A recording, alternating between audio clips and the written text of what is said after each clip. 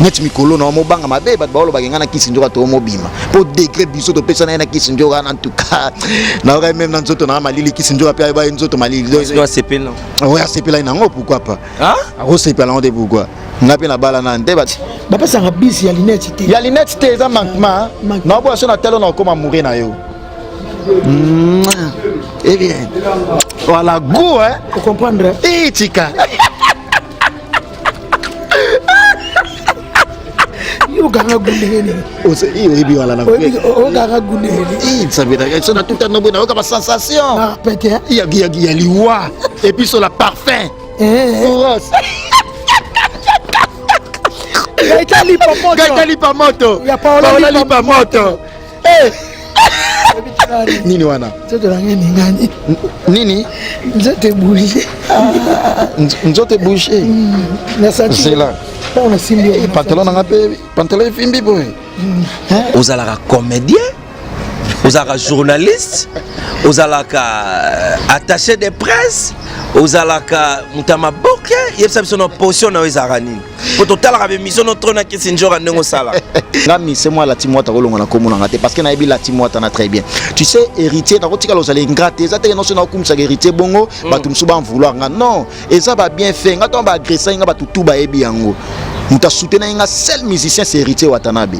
Ange Noir aole la bureau Sarato la ole la bureau bo bureau basali nini bi wana ko te zala déjà va bango ba ya batu balila na komo ya bi wana te bo lelo nde ba ya lela na komo ya bureau wana ça n'a même pas de sens Sarato la soa zala maltraité azala qui considéré na la timota te anga no sala ba couverture te ba exclusivité à chaîne na beaucoup plus et ando ça ba biloko la timota c'était pas le moment ya olongwa la timota parce que Diego Milito fi chef d'orchestre adjoint ya la timota et puis ça peut parmi ba voyage soldats au babuna pe pour la timota là s'il faut les reconnaître to e ba yango pe bongo to nié te départ ya Diego Milito amoni que non tana e koki aki na e voilà mais par rapport à lettre à démission ngana e bi non lettre à démission et puis ba série wata asala lettre à démission ino déposé na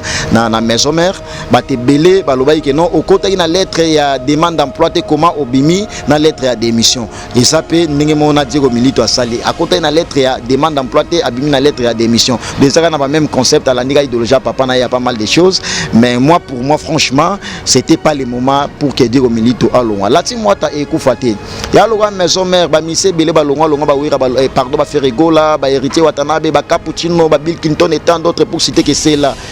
maison mère e kufate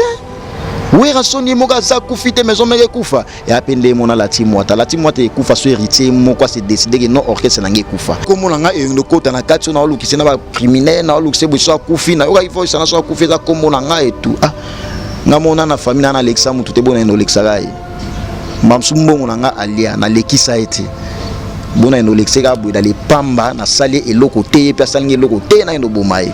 c'est juste que azaki inconscient na ba propos na ye un autre problème na Liverpool a petit nanga a jeune frère nanga mais un autre problème na petit nanga par rapport à quoi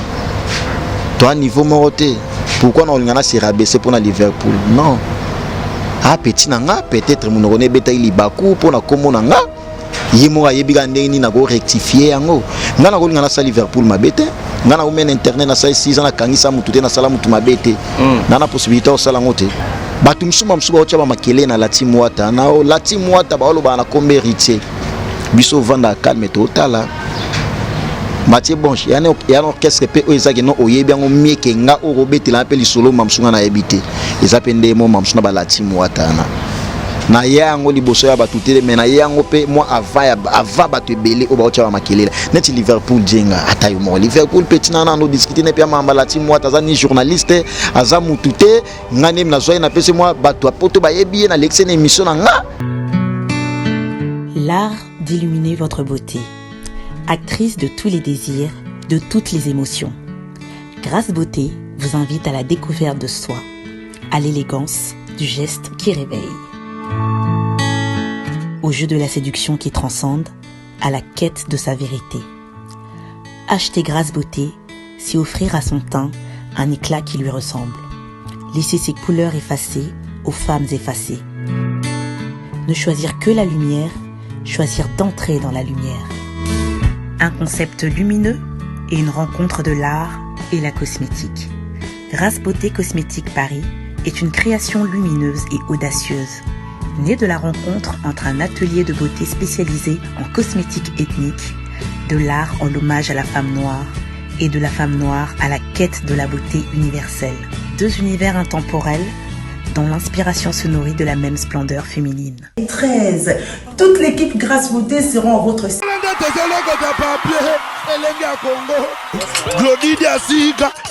la mignonne. La mignonne. Tracy Mbelenga Pro. Tracy Mbelenga Pro. Kata. Mesdames et messieurs, Mathieu Boncher face à Prince Bakali. Donc c'est un plaisir pour moi pour recevoir mon confrère ami de notre métier. Merci à tout le monde qui nous suit. Merci à Tracy Mbelenga Pro. Merci à Glody Diasuka. Merci à moi-même Mathieu Boncher 001 charge à Benji Benzema. Yo Mathieu Boncher. Donc c'est notre génération. Donc merci beaucoup. Je dis merci aussi à Pamela Mayala, la brésilienne depuis Brésil. Merci à Empereur Moke depuis Brésil.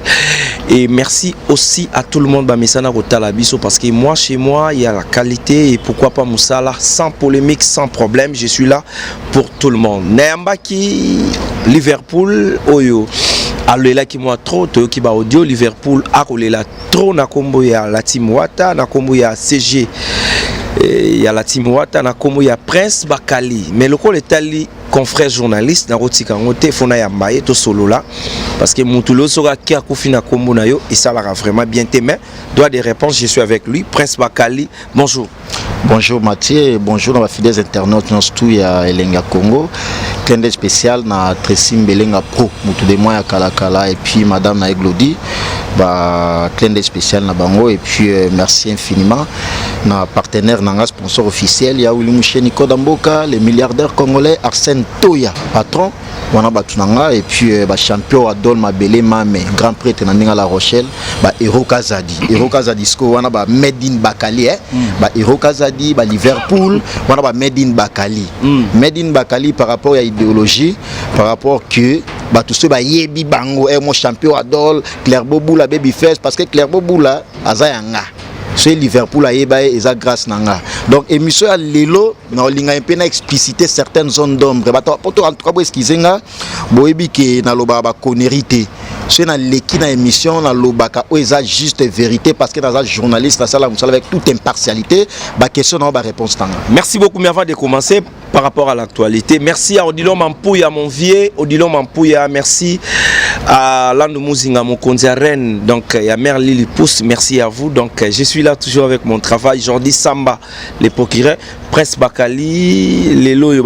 trop bayebiyo na Kleboa. Kolonga d'abord na Kleboa, pourquoi? Non, on a Kleboa, Benji Benzema baebi parce que baza batobe do trasan zela na bango. Baebi histoire na longa Kleboa parce que na mona eke nota nanga ekoki. Kleboa eza be plaso na otika lozale ngrapo na bango te.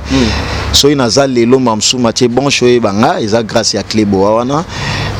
valoriser inga ba opesa nga valeur par rapport pe à musala na ngai parce que na pesa ba potentialité na ngai avec encadrement na bango avec vision na bango nga na yaki na pour que na soutenir et puis na zo makambo nga na monde que non en tout cas ça va tout cas na ba très bonne relation na ba pichu manga ya zana kin to zalaki na ye na église ya pasteur Mike Kalamba et clin d'œil spécial à lui et puis ba de la nation tonton banda ba Herman Emporio et tant d'autres et to zala très bien.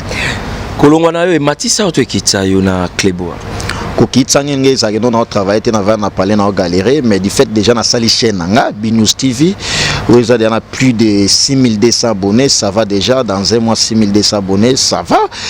Arsène Toya bazana ba yeta na zui Arsène Toya les milliardaires congolais na Binous TV.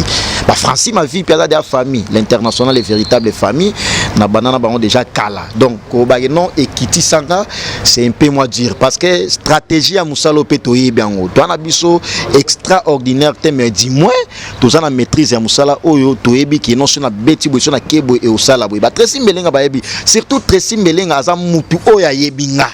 Tracy Mbelenga ebinga na ba poto ba série wana toko meka un peu okota tina ba détail té à l'époque là ba tebele ba ochama makelele bazala ité lelo na oke diana ba 6 ans internet c'est pas immense affaire en tout cas BNews TV eza mwana na nga oyebiso boti mwana liboso na vie et sengo o esa la façon ya ko dorloter donc et kiti sangate et pesanga valeur parce que na koma pe patron ya chaîne nanga moko. Voilà, mais succès oyo Prince Bakali Zaki na ngoma na la voix du peuple na Klebo Wapito. Est-ce que Zakak impact sur Zaki na ngo vraiment? Parce que bino bozaka babi belé bazaka osaliga succès Mathieu bon chez Lenga Congo le bosali site na Prince Bakali succès zalaka na ngo vraiment na Klebo. Est-ce que ça imaginez me taper sans succès ti lelo to ala en bon terme qui sinjora là na oza lengrate na sala be émission presque na ba leader nyos tout presque na sala émission na bango na sala émission na ba tout ba chroniqueur tout ya ba danser même taper sans succès c'est qui sinjora au mona na poto mage no ba vandi boye ba gaita lipa moto ba gaita lipa moto na Belgique wana se ba vandi batala émission na nga ba bien en tout cas to préférer yo que vidéo na ba sai na be sobe oleka bango imaginez et sobe za grand comédien mboka na biso fan nanga ya osakana te de émission na kisinjora nana olobaki na poto batala ngo te de émission na kisinjora mtapesa makambu azana nungana eti lelo tozalaka en bonne et due forme comment succès na ngesila. Voilà, mais tout sur nan Prince Bakali lelo na yambi en tant que confrère na ngai yebisa biso lelo ozalaka comédien ozalaka journaliste ozalaka attaché de presse ozalaka mutama boke yebisa biso na position na ezaka nini po totalaka émission notre na kisinjora ndenge osala. Non moni lo la même Benji Benzema atuna ngai mobala tatu bon Lambert to ya na obwaka na ngai te ya uta Thailand mikolo za na kin na yebisa ya pe $100 mo bona bongsa scooter nanga oyo uta ipoto ya Peugeot keni mumba mtatinela inga penga $50 ben ala na mwakanda na e eroka za discours wa $20,000 cop mo bwa salagi apenga $50 imaginez $20,000 donc bref nga za journaliste ya formation na tangi na IFASIC à l'époque il y a recteur Kitima Jean lycée Kitima ba o ba yebi ba professeur na biso tout na yebi bango nazata ye non la muke un bon matin oh paf ba laxinga tala micro ba sala we non natangeli yango na sisi gradué na IFASIC na Québec campus na yo sa licence toujours na journalisme politique extérieure na yo sala ba formation na mususu paf nande na yo kota na monde internet bato bakota na monde internet da ba Gilles Makaya le célèbre o Angola ba président de Zika Bushkop ba yebi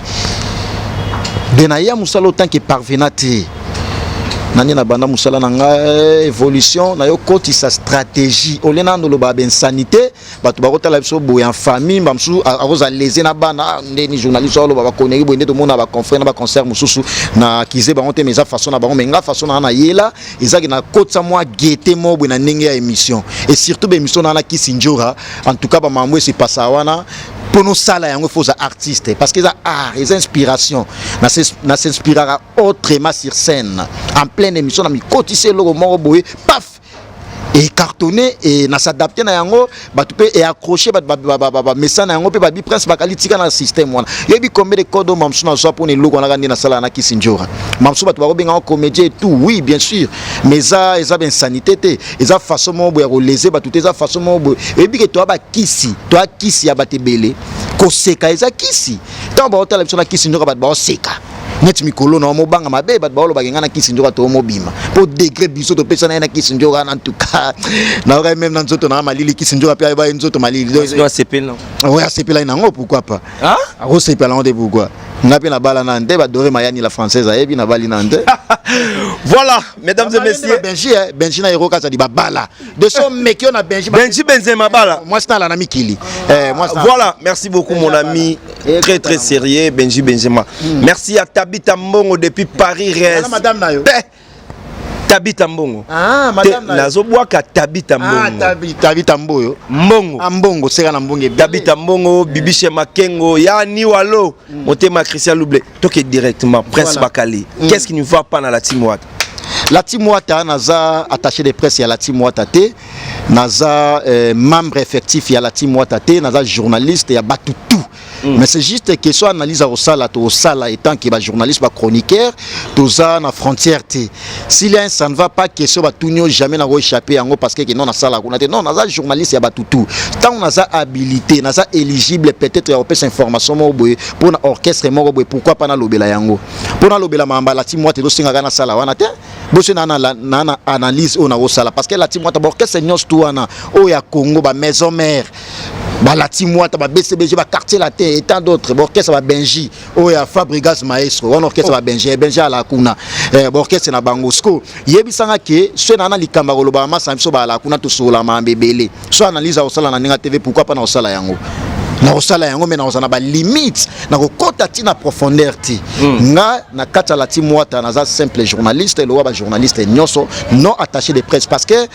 la team Wata na bon na préféré ba question ça la ya yo ba réponse yanga na répondre ba question na yo.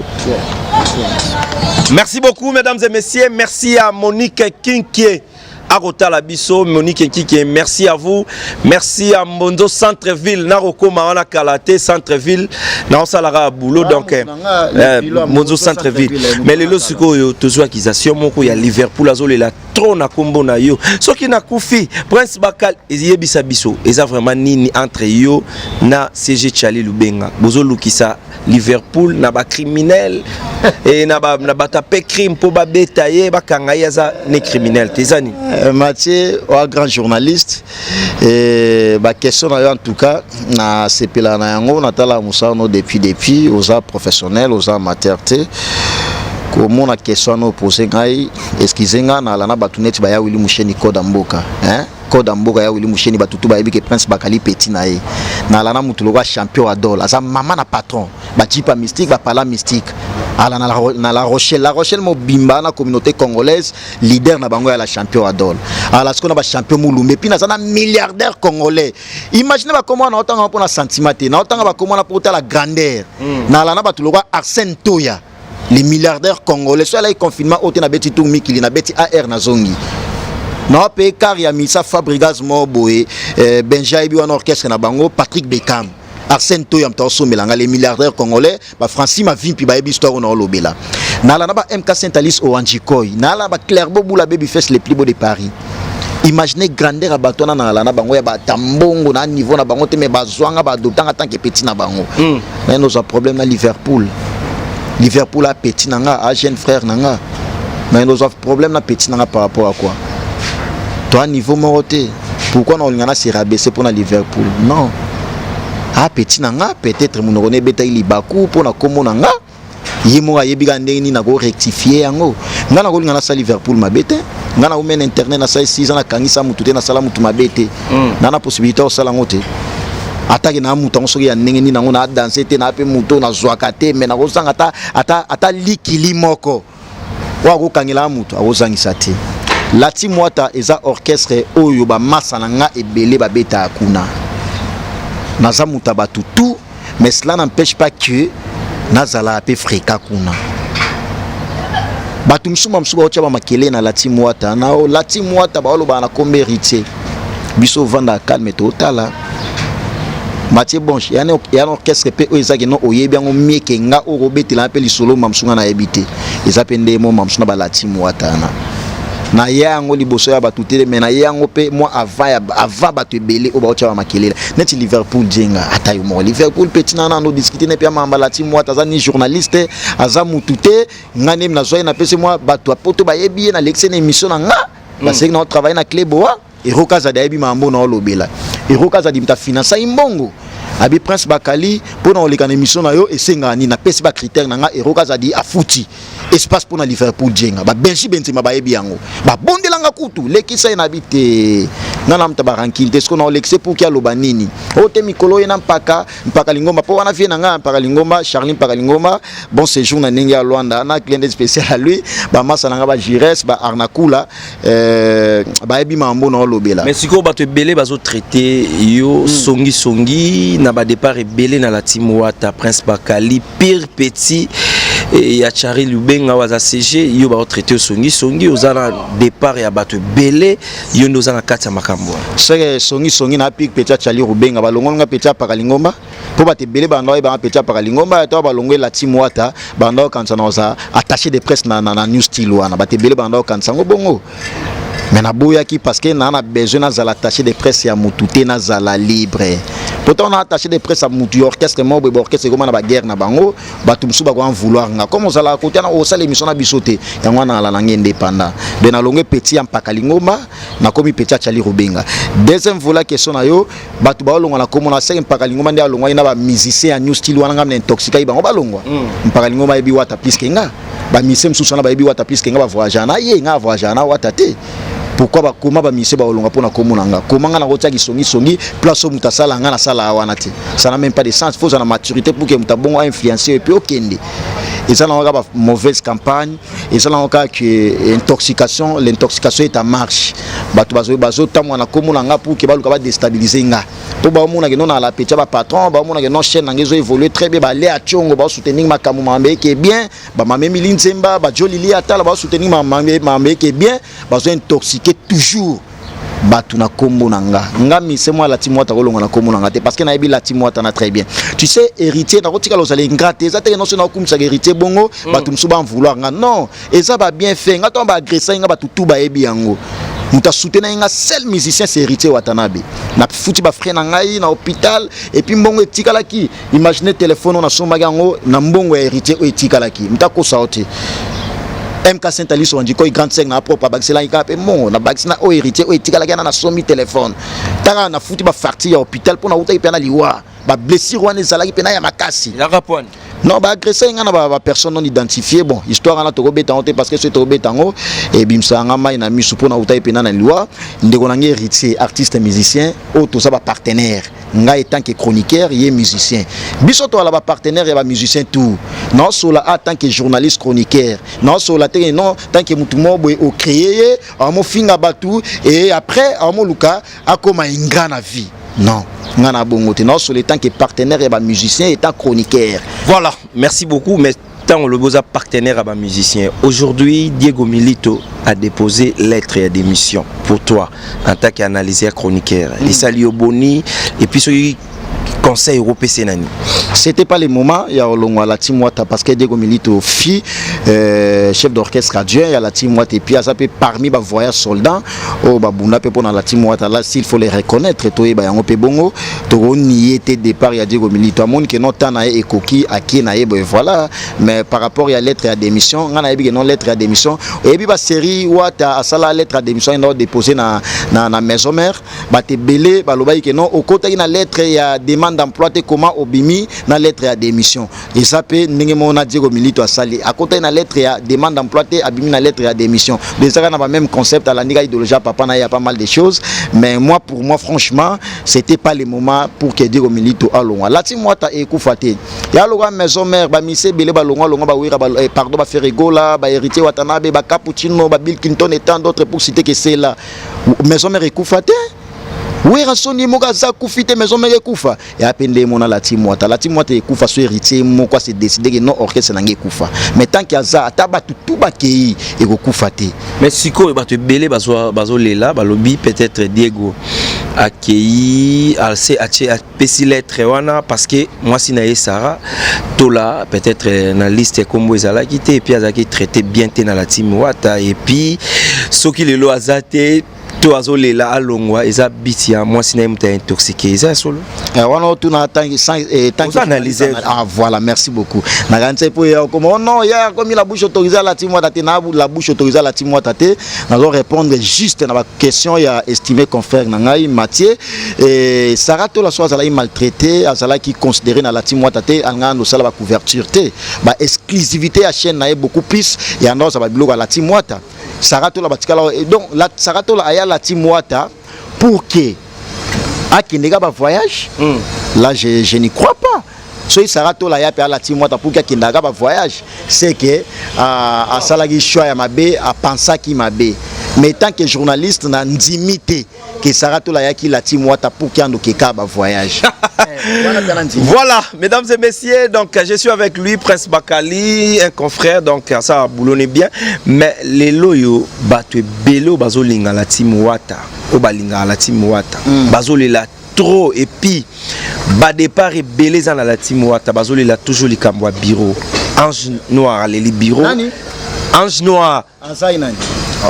donc natanga na kombo, ange noir azolela bureau, Sarato la bureau.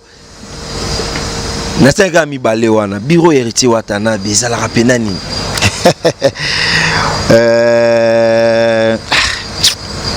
Ange Noir a la bureau, Sarato la bureau, bo bureau va salinini. Biwana koute zala déjà va bango baya. Batu balila na komo ya biwana te bo lelo nde ba yolela na komo ya bureau wana. Ça n'a même pas de sens. Allez-y très vite comprendre que ils ont la sens parce que ba komo na otangi so tena ndeko na sabo. Sarato la ça concerne nga. Ala estimé concerne nga patron ya chaîne. Donc tozan ndenge moko. Omoni aza patron na chaîne ngapi na patron na chaîne asala ba émission ngapi na sala ba émission. Oyebi yana ba makambo eleka na se wana na romeka un peu ko expliciter en côté ils ont déshonoré même comme ya héritier par rapport ya bateau mamsu ba oluka ba se plaindre c'est de lobi wa vérité mususu yebi nga na sala victime ya mbongo ebunga ba ibanga na parler na ngai na appartement kuna ibanga 120 balles na loba ya ngote na sala ngo émission te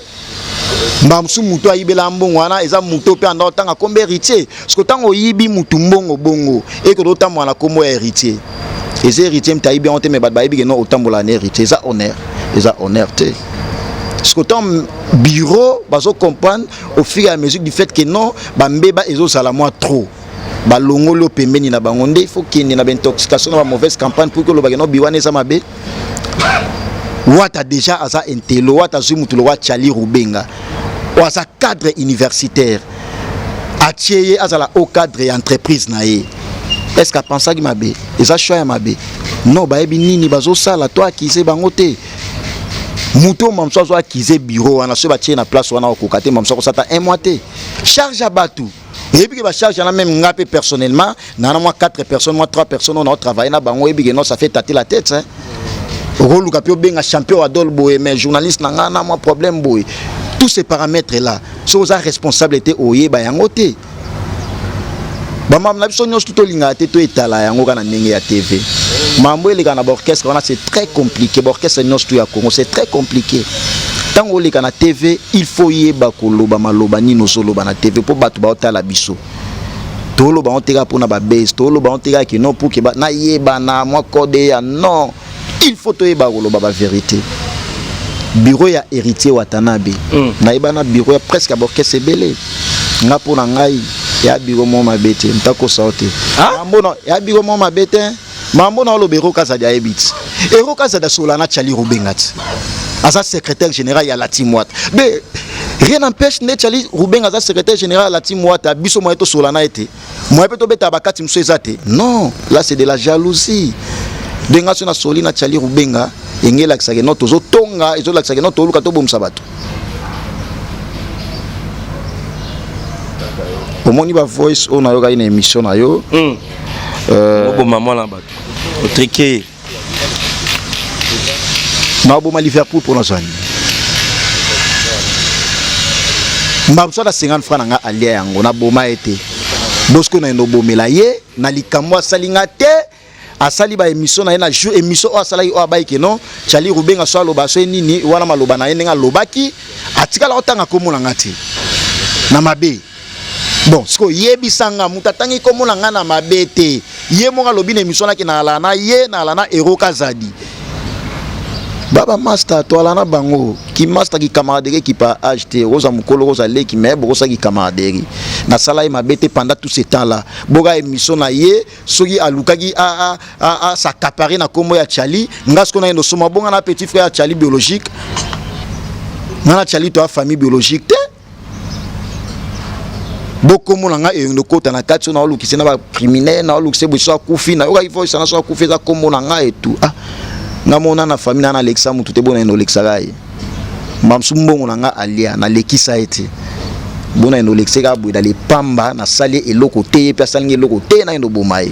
c'est juste que azaki inconscient na ba propos na ye par rapport ya émission na bosalaki na ye par rapport ya ba voice wana parce que voice wana eza atindela ingango ya na téléphone nga awa ba voice wana na longola ngote ndeto wana Mathieu en dehors mamsou ya caméra ya ça ne va pas na bengi yo pour que na peso mamsou conseil tant que frère nanga eza mabete yana likamo boy mamsou na mona ke émission na bien non Mathieu moni place wana ta na mona ibwa o sepela nango kutu parce que remarque na suggestion et ça la bien de yo so ba pio conseil nde elingelo bagena komi moyini na komi songi na mota mwana ba soda pour que ba kangisa yo pour que soko kufi pendant ba période ba confinement o ezanga na chali c'est que pardon o do singa même na chali ngo ezana effet sous-souté comment yo so singa pardon au permettre sous voice wana ekota na émission ngo ya pardon tandis que l'émission nous autant comme que nous so kufi eza bakali na chali na sala na lati mwata te ngana chali toza famille te ondo ba no so kufi zanga na problème nini oyebi que c'est infraction na reporter plainte pour na yango approuver nga jour nga na tambola na ba soda pour que ba kangaye ba héros kaza dimasa na ngana ya pani na bon vent Benji Benzema oza journaliste master na ngana ya pani na binana na bon vent tu yaka na espace malanga tu vanda ka to selma na biso do panzani batikala komona ngati na tambo na soda na kangisa ye koma eno tcha komona ke nona anda tambo na ba soda pour que na kangisa ye de pona benga kiye na PC conseil ande ne miso sala iboyeboy na pour souvent ce ba olika be mission mo après bakali toto sala mi to ba master prince bakali toto c'est mission tagubo bozo c'est mission mon atala on peut mamso mon seke mon abi à place na to personne ba conseil ozomona et ça fait pareil après total game mission na kisinjora total game mission na mise boy yo a comédien omona ekenda ka bongo de so apio conseil nde komike na komi songi na komi moyini na yo na tangi pe ba koma ba patron ya minene wana natikala osala complexité na nous a complexe à Liverpool maintenant on a bandi boulot oyo Liverpool a journaliste na oluka ba guerre na été soit les peut-être journaliste et ngeza autrement mais la journaliste était azani porte-parole de l'orchestre moko mais nous a jaloux ne pourquoi ce na zala jaloux na ye na ngana bimise na émission na ngati pour ta pese makamuna ayebi yango consciemment même na héros kaza di ba Benji ba yebi ba Lambert to ba yebi yango Lambert depuis Thaïlande ayebi no prince Bakali mutabimisa bango ce na la jaloux na ngana bimisa bango te n'importe toi na moi monopole peut-être moi 10 personnes ba yebi yo ou influencer mamsou bango ta moi 2 personnes mo besoin mutuboy ye mamsou il ata $10 à pas ma relation na ngati lelo mamso tanga ba komo émission atanga mamso ba komo clairbo bula baby face wana tanga émission na apesa ye ezangate mamso koma champion wa don na kata la Rochelle o atanga ka ngam na pesa ye te mamso komba ya Willy Mouché na yoka kaka Benji Benzema yebi jour anniversaire Benji dokenda pala ya Willy yebi Benja kena ya Willy Kabela yebi lamba ya Willy pesa mbongo ya Willy Benja bi ono prince ya tokena ya Willy bi tika to vanda petit na ngai Benja kenda tika na ya Willy na bureau na ye privé ya Willy Mouché natikala osala complexité na envia et l'autre côté na yibakate boga mutulo wa Liverpool. Voilà, mesdames et messieurs, on est arrivé presque à la fin. Merci à tout le monde. Merci à Monique Kinkie, moi si à Batu, ya Mati, ya Majester City. Et Yora Libango. Monique Kinkie, respect à vous, femme très responsable. Mon thème ya Batu, ya Mati, ya Majester City. Merci à tout le monde au Bataille Kibiso. Prince Bakali, je suis toujours avec toi. Tant aux hôtels, à chroniqueur, Massano, Ken Piana, Belé, ceux qui conseillent les lots par rapport à la polémique, Fingaki, Bazo Kangi, Sabasa pour un mot, au Rolobani. Na mona qui atenda, ceux qui attendent, comment on a maîtrisé ça? Excuse na poto. ala ina mwa gaste mais ayekin na moni ba polémique akomba ken et Matisse olobi na oki bien te olobi nini keli katenda mapata sali nini na poto ala ina mwa gaste ayekin par la période ya pandémie eza analyse tozo sala to marché ba monter to bangelo te il faut to eba ba vérité tozo fingati tanga yekin azuma 20 par rapport ya kombo ya Ken Piana parce que s'il faut les reconnaître Ken Piana za puissant l'internet Ken Piana za na ba abonné belé Ken Piana za na ba fan belé Ken Piana talamaka squatali abi côté angle ni na kota il faut na kota na kombo ya Ken Piana pour que chaîne nanga etalama et ça pende mona Liverpool atalabi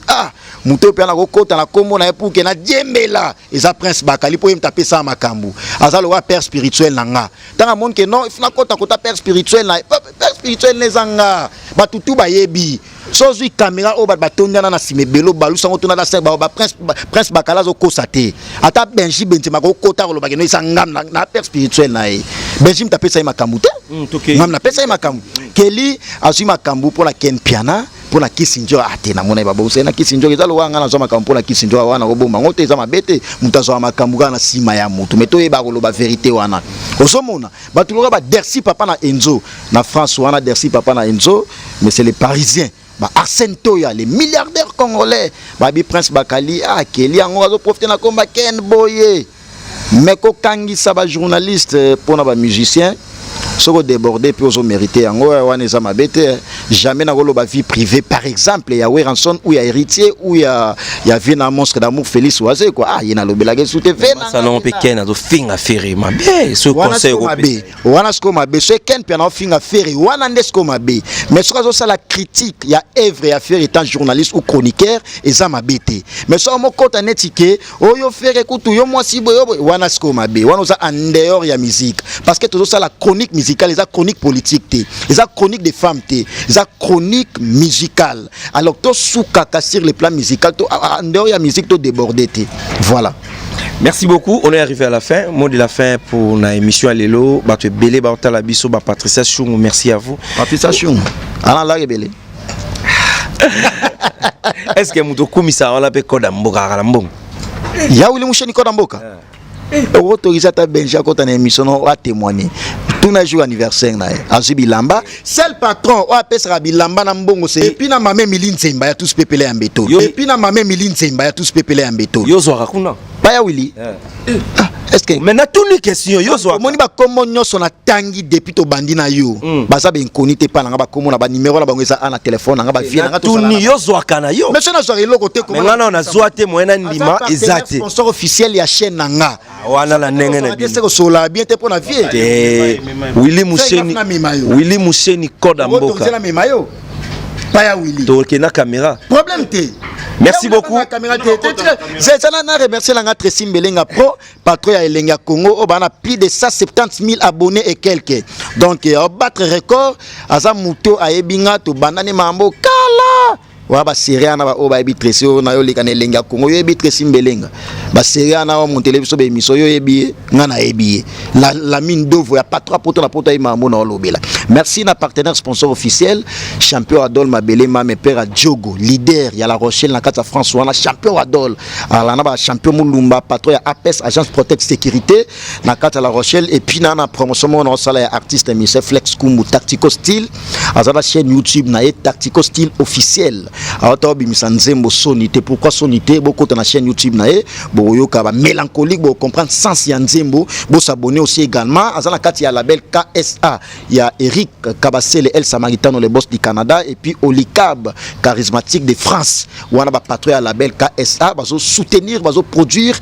artiste musicien Flex Kumu Tactico Style. Merci na Alea Chongo mon privé l'homme invisible. Merci à Joe Lili Atala en chair et annonce made in London. Merci na Vicky Mbelani papa na Miyake Kimberly Beverly. Vicky Mbelani merci à toi papa na Miyake Kimberly Beverly na Londres. Merci infiniment à ma maman chérie